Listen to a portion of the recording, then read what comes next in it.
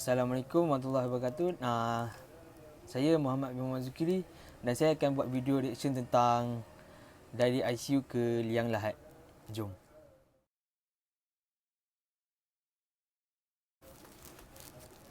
Hospital Kuala Lumpur.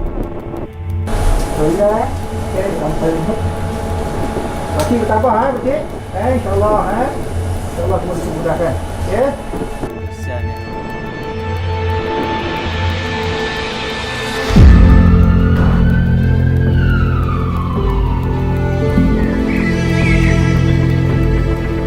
Mereka berjalankan ujian ini, kita dapat mengesan mereka dengan lebih awal sebelum mereka menyebarkan lagi virus itu kepada populasi lain.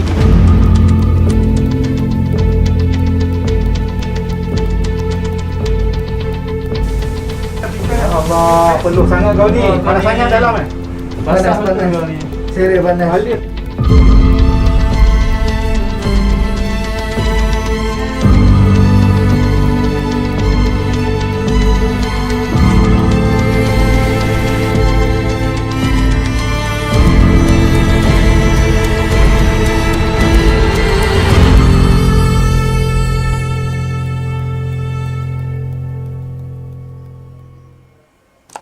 Susulan kejayaan mini dokumentari Kita Mesti Menang yang mengenengahkan pengorbanan petugas barisan hadapan Hospital Kuala Lumpur baru-baru ini, Malaysia Gazette kini membawakan anda laporan khas tulang belakang yang bekerja di sebalik tabir menguruskan wabak COVID-19.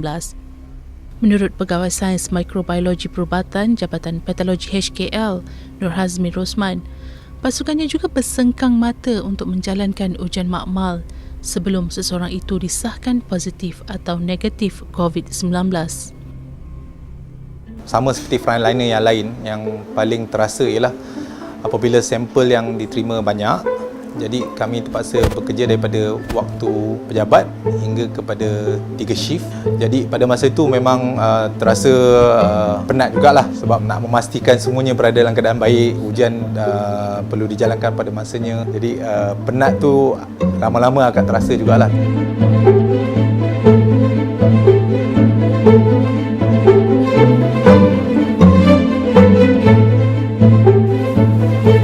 Proses nyah kumannya, maknanya heat activated menggunakan haba, suhu yang tinggi, jadi kita akan matikan virus tersebut dulu dan kemudian sampel berkenaan kita akan lakukan proses nucleic acid extraction.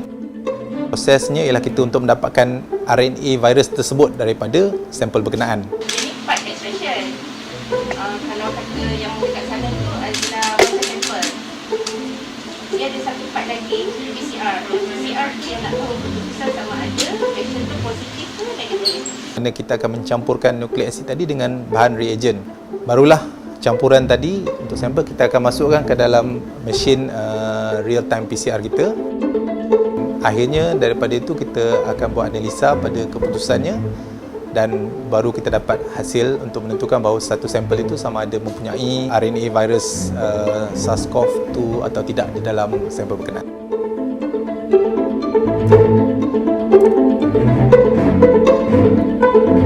Bertugas sebagai pakar perunding intensivis di wad ICU dan mempunyai pengalaman lebih 20 tahun dalam bidang perubatan, melihat kematian seseorang pesakit bukanlah perkara baru buat Dr. Ismail Tan. Namun, beliau tetap meluahkan rasa sedih dan terkilan apabila melihat pemergian pesakit COVID-19 yang terpaksa melalui detik-detik terakhir di dunia ini bersendirian dan hanya ditemani pakar dan petugas kesihatan, bukannya orang tersayang. Itulah yang namanya panas.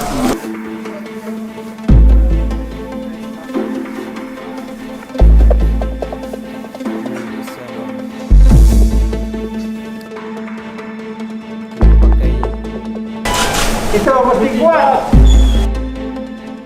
Yang paling mencabar ialah kita tidak dapat berhubungan secara langsung dengan waris ataupun keluarga yang tersayang.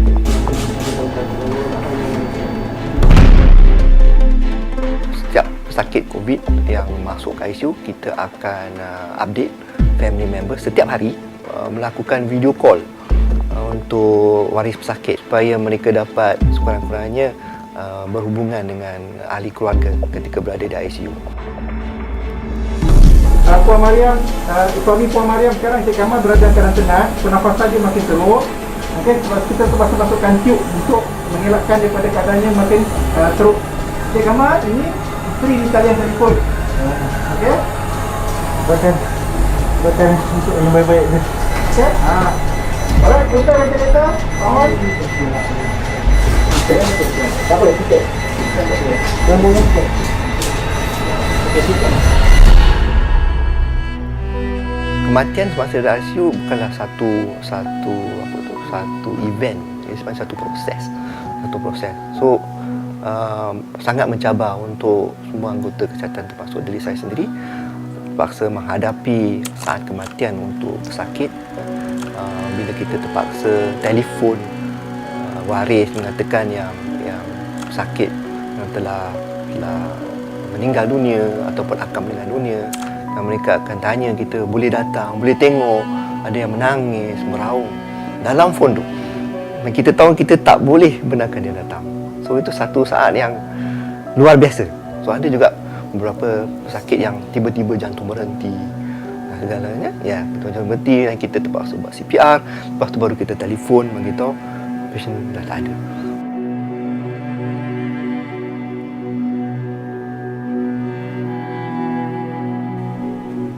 Mungkin ramai yang tidak mengetahui bedah siasat pertama pesakit COVID-19 di Malaysia dilakukan oleh Jabatan Forensik HKL, yang mana hasil bedah siasat tersebut membuka satu lembaran baru dalam banyak perkara, termasuklah pengurusan mayat pesakit.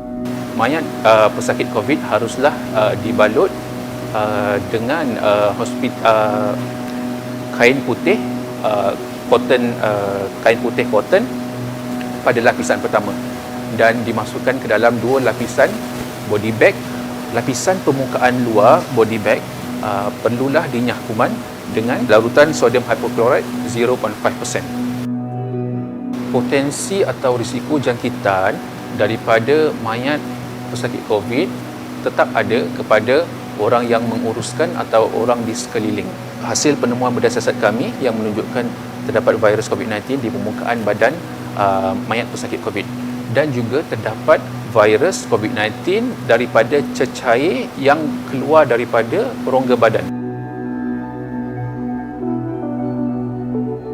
Bagi salah seorang pengurus jenazah COVID-19, Zulina Sulaiman, walaupun bukan petugas kesihatan yang telah menerima latihan khusus dalam menangani wabak, namun mereka tetap bersedia menunaikan fardu kifayah tersebut.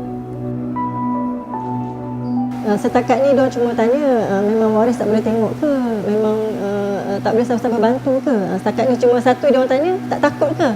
Itu persoalan dia, tak takut ke? Sebab bila diorang dengar COVID je, diorang takut. Jadi saya pun cakap lah, bila kita dah diamanahkan, bila kita dah dipertanggungjawabkan, perasaan takut tu semua hilang. Setiap kali nak mulakan tugas, saya akan telefon mak, abah bagi tahu mohon restu suami. Bismillahirrahmanirrahim. Sahaja aku tayamum ke atas jenazah ini kerana Allah Ta'ala.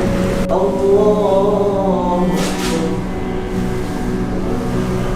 Assalamualaikum warahmatullahi wabarakatuh. Assalamualaikum warahmatullahi wabarakatuh.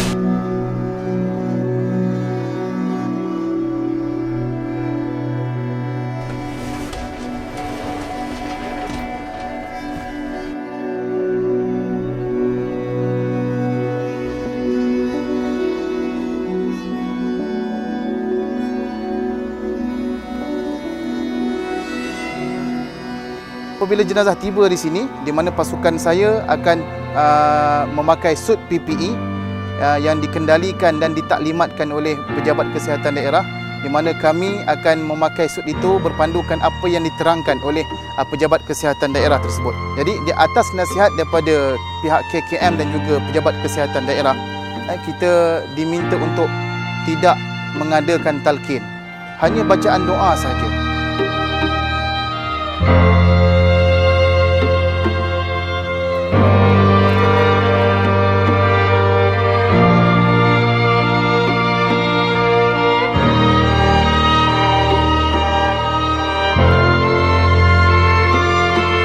Ya Allah, Ya Rahman, Ya Rahim, Kau berikanlah kekuatan kepada kami, barisan hadapan kami, menghadapi mujahadah, untuk menghadapi, Ya Allah, penyakit wabak ini, Ya Allah.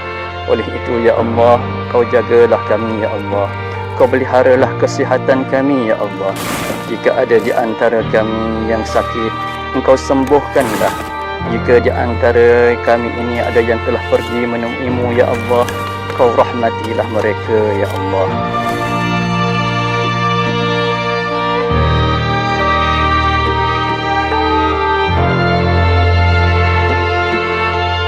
Kejayaan membendung pandemik COVID-19 bukan di tangan Barisan Hadapan sahaja, tetapi ia adalah tanggungjawab kita bersama. Lengkung yang semakin melandai bukan bermakna kita sudah bebas daripada wabak, kerana peperangan ini masih panjang dan belum tahu akhirannya. Namun hasil kerjasama semua pihak, terutamanya rakyat, mampu menamatkan peperangan ini dengan kejayaan milik kita.